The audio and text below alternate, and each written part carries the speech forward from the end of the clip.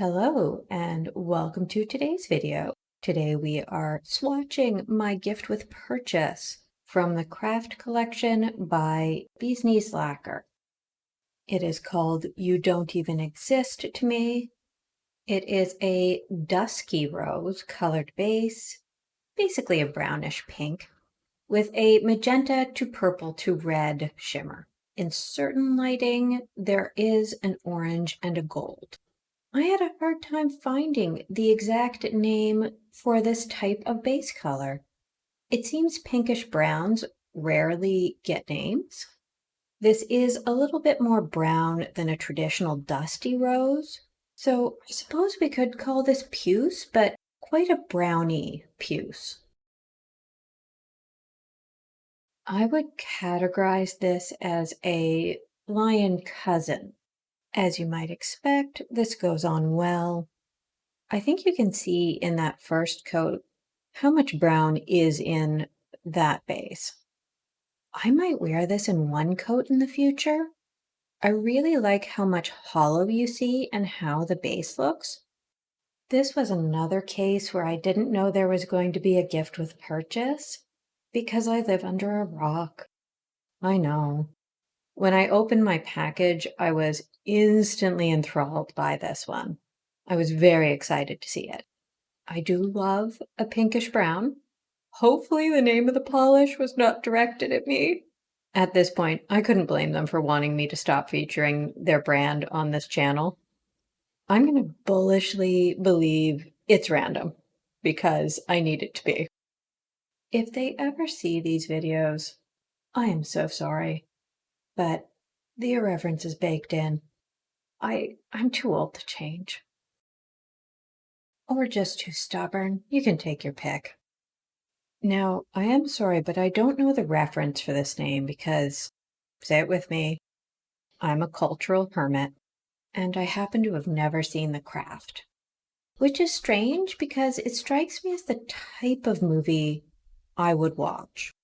Maybe I'll have to fix that. I did finally finish Hocus Pocus, and then went on to watch the sequel. It did get better, but I have to say, I really liked the sequel more, especially that opening sequence. It was very funny. The girls did a great job. I did start my second coat just a little too soon, and the polish at the tip of my nail does pull just a little bit, but it is fine in the end. And I will say that I should have stopped at 2 coats. I've traditionally felt that lion siblings and cousins needed to be opaque, and I was having trouble deciding if I had this polish opaque after the second coat. The answer was yes. It was done in 2. But I did a 3rd coat because I couldn't tell. I don't think that was necessary. I think 2 would be fine for many people, but those with particularly long or clear nails would probably need 3. At 3, I feel like I have too much on my nail, but it is unquestionably opaque now. I haven't really mentioned the shimmer because it is showing only as a magenta indoors, and we'll get to see much more of that in the full hand shots. This base color reminds me a lot of another polish I picked up called the Phoenix Reborn. It was a mystery that just re-released as an overpour. They are both pinkish browns.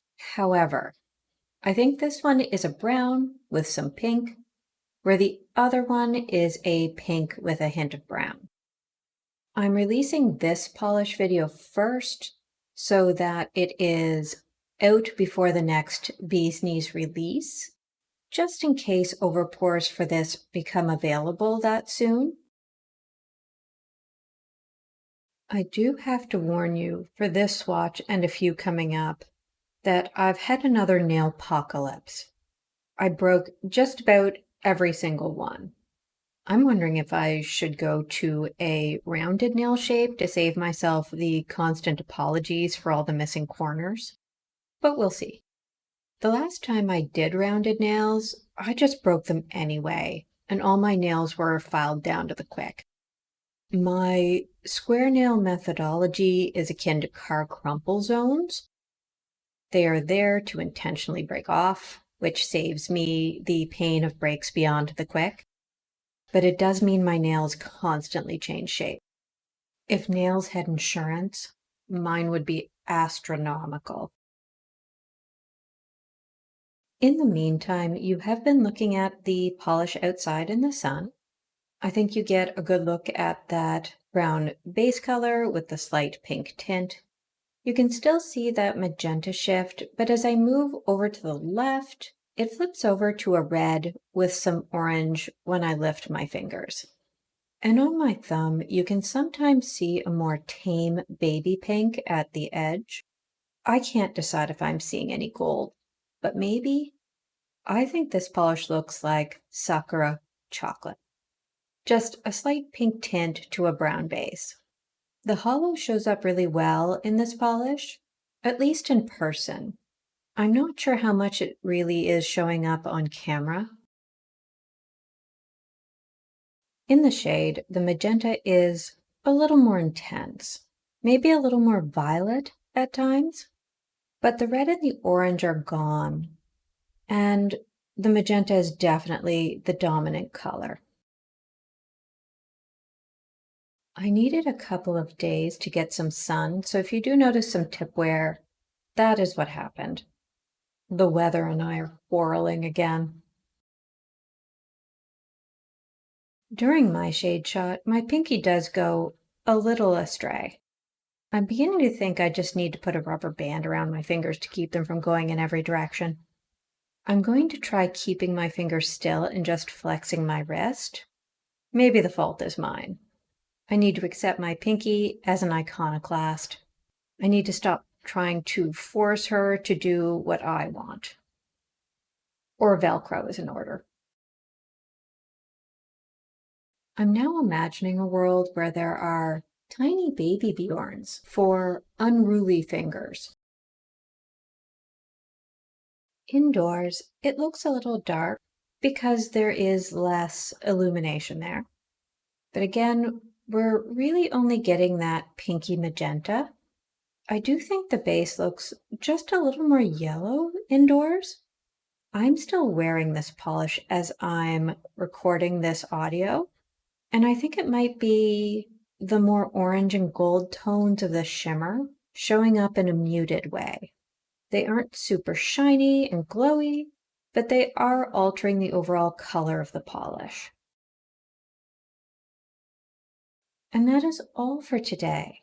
Please enjoy a short clip of my small gray squirrel giving me side eye.